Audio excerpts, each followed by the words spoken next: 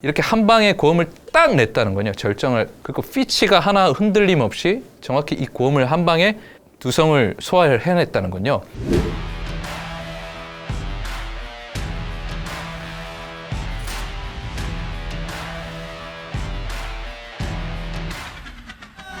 행복하게 지낼 먼 훗날의 모습. 여러분, 제가 이게 진지한 발라드를 듣고 있는데 자꾸 이러면서 웃었죠. 이게 웃어서 여러분들 좀 의아해 하셨을 수도 있습니다. 제가 임영웅 씨가 못 불러서나 이래서 그런 게 아니고요. 진짜 감동 받았어요. 웃음이 새어나왔던 그 이유는 뒤에 가서 설명드리는 걸로, 해명드리는 걸로 하겠습니다. 일단 이 노래는 다시 사랑한다면이라는 노래죠. 네, 2001년인가요? 더원경 씨가 이 노래를 불러서 많은 분들에게 사랑을 받았던 발라드입니다. 발라드 중에서도 무슨 발라드요? 락 발라드. 이 노래 가사 자체가 일단 너무 슬퍼요. 너무너무 슬퍼요. 그냥 슬픈 게 아니고 너무 처절하게 슬픕니다. 제가 너무 처절하니까 제가 약간 웃음이 새어나오죠. 네, 너무 처절하면 그렇습니다. 너무나 깊은 사랑에 빠지는 바람에 갑자기 이별 통보를 받았을 때 이게 엄청난 두려움을 겪게 되죠. 이러면 나 어떻게 살아라는 얘기지? 이게 현실인가? 이러면서 슬픔에 빠지는 그 주인공의 이야기를 담은 노래입니다. 우리가 다 그런 경험 한 번쯤 있잖아요. 물론 지나가면 다 그때 그 시절 그 오빠 그런 이야기다 추억이 되지만 그때만큼 우리가 목숨 걸었잖아요. 그때만큼 우리가 그때 주인공이 되었고 애잔한 그러니까 그 격정적인 사랑 뒤에 이별, 말도 안 되는 이별, 상상할 수도 없는 이별 거기에 나오는 어떤 여러 가지 감정을 묘사한 노래죠. 너무나 강렬하고도 애절했으며 그리고 위험했다. 그리고 마치 서로에게 다가갈수록 상처를 입히는 선인장과도 같았다라는 그런 딱 가사 말이 나옵니다. 정말 잘 시작해야 되는 곡입니다. 그러니까 노래인데도 불구하고 멜로디가 있음에도 불구하고 처음에 말하듯이 접근을 해야 되거든요.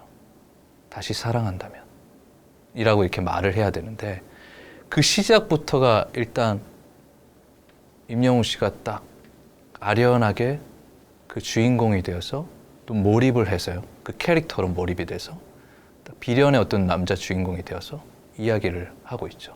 그러니까 독백처럼요. 아니면 마음속 이야기처럼 다시 사랑한다면 다시 태어난다면 다시 사랑한다면 그때는 우리 이러지 말아요. 그것 자체가 이제 일단 여러분들이 되게 슬프게 다가오죠. 슬프게 다가왔다는 건요. 임영웅 씨가 그 시작을 아주 적절하게 잘 열었다는 겁니다. 다시 사랑한다면 이렇게 울지도 않았고요. 덤덤하게 부르는 듯 하지만 이게 그런 뭔가 사연이 있구나. 뭔가 슬픈 스토리가 예상이 된다라는 게 우리가 느껴지게끔. 예. 그래서 임영웅 씨가 어떤 그것을 잘 몰입할 수 있게 되게 도와줬어요. 너무 잘한다. 이런 생각이 들 수밖에 없어요. 전문가로서도. 그렇고요. 듣는 사람 모두가 다 그렇게 느끼게끔 하고 있죠. 그래서 여러분들께 그 어디에서도 나오지 못한 처음 듣는 이야기를 하나 해드리겠습니다. 이 말씀을 드리기 전에 작곡가님 정말 존경합니다. 네. 그런데 이 노래는 작곡가가요, 보컬에게 전혀 배려를 하지 않은 배려심 1도 없는 그런 노래다 라고 말씀드릴 수 있습니다. 이 말씀 드리기가 좀 쉽지 않고 이게 무슨 소리냐? 이게 2000년대 초반에 대히트를 한 곡이고 많은 분들에게 공감대를 불러일으키는 그런 사랑을 받는 명곡을 만든 작곡가님인데 어떻게 이렇게 얘기를 하시느냐라고 하실 수도 있습니다.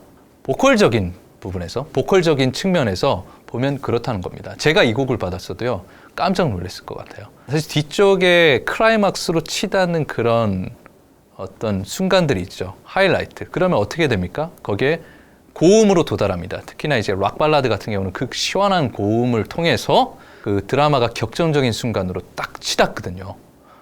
거기서 사실 그 고음으로 낼 때 그 발음이 되게 중요합니다.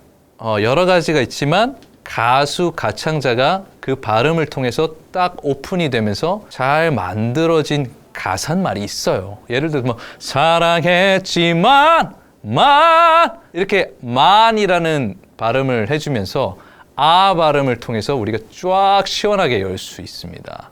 이 곡의 클라이막스에는 어떻게 되냐면요. 완전 가다가 점점 도약하는 고음도 아니고요. 갑자기 따라라따띠 갑자기 고음이 딱 도약이 돼요. 그럼 찍어야 되거든요. 고음을 두성으로 찍어야 되는데 그 가사말은 알길 우리 같이 안길 부디 아픔이 없이 먼 훗날의 모습 모습 이렇게 돼 있습니다. 습, 길 이렇게 돼 있어요.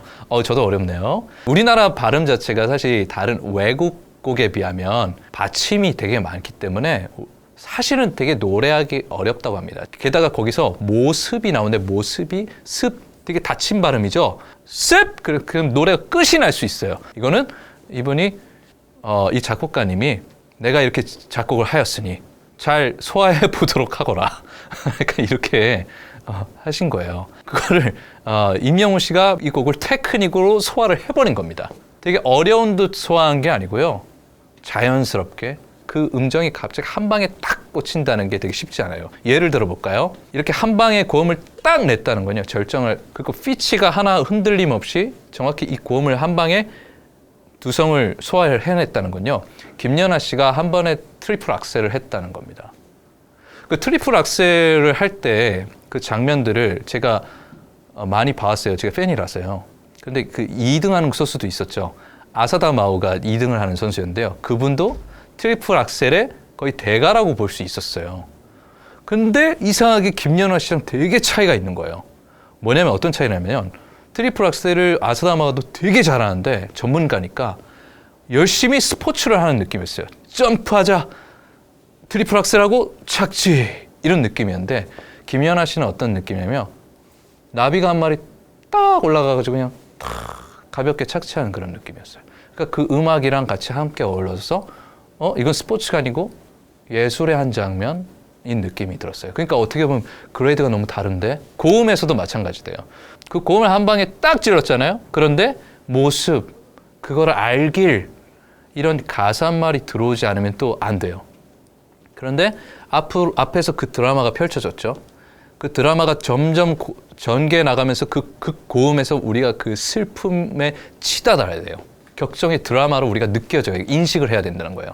가사 전달이 돼야 됩니다. 근데 그 모습 하는데 우리가 그 모습이라고 느꼈죠. 그럼 메시지 전달을 해버린 거예요. 아주 편안한 느낌으로. 물론 부르는 사람은 되게 그 무대가 어려웠을 수도 있는데 우리가 듣기에는 편안했다. 그러면 이미 대가의 반열이라고 볼 수 있습니다. 불렀다고 생각해보면 모습 이렇게 한다고 생각해 보세요. 네. 부르긴 불렀는데 좀 어렵죠. 근데 모습 알길 이게 딱 그 가사말로 우리가 들어오게끔 했다는 겁니다. 듣기에도 편안하고요. 그래서요 이 노래는요 가창자에게는 사실 무자비한 어마무시한 노래입니다. 고음에서 습이라뇨, 길이라뇨, 이런 닫힌 발음. 여러분들 노래방에서 이 노래를 정말 수많은 우리 청소년들, 청년들, 우리들이 함께 불러봤지만 어땠습니까? 정말 망가지기 쉬운 노래, 멋있게 부르기 쉽지 않은 노래였을 거예요. 모습! 했을 거예요. 여러분 이 노래 한번 멋있게 부르시는 분 보셨어요? 노래방에서? 저는 한 번도 못 봤습니다. 네, 그걸 임영웅 씨가 해내더라고요. 되게 유연하고 부드럽게. 요즘 유행하는 그런 맛집의 맛도 들어가 있다는 생각이 들어요. 겉바 속촉. 네, 겉에만 바삭한 게 아니라 속에는 또 촉촉한 그런 것들이 들어가 있는 듯한 느낌이 들었습니다. 그래서 이 노래 자체가 그냥 슬픈 발라드이기만 한 줄 알았더니 상당히 가창하기 어려운 노래라는 걸 좀 알게 됐었죠. 물론 엄청나게 훌륭하고 너무나 좋은 노래입니다. 좋은 노래임은 분명합니다. 저도 너무나 즐겨 들었던 노래고요. 그럼에도 이런 여러 가지 가창자로서의 난관들이 있는데 부르기 어려운 부분들이 있는데 이런 부분들을 아주 스무스하게 넘어감으로 해서 그리고 그런 난관들을 극복하고 되게 우리들에게 그런 슬픈 이야기를 잘 메시지로 전달을 해줬다는 거예요. 되게 어떻게 완성도 있게. 그래서 임영웅 씨를 조금 저도 가창자로서는 좀 어나더 레벨, 좀 다른 세계의 다른 영역으로 향해 가고 있다라는 그런 생각을 하게끔 하는 그런 무대였습니다. 네, 이렇게 해서 오늘은 임영웅 씨의 다시 사랑한다면 이라는 곡을 우리가 함께 분석해 보았습니다. 새로운 면을 좀 알게 되신 것 같죠? 좋으셨나요? 네, 좋으셨다면 아시죠? 구독과 좋아요 그리고 알림 설정까지 잘 부탁드리겠습니다. 감사합니다.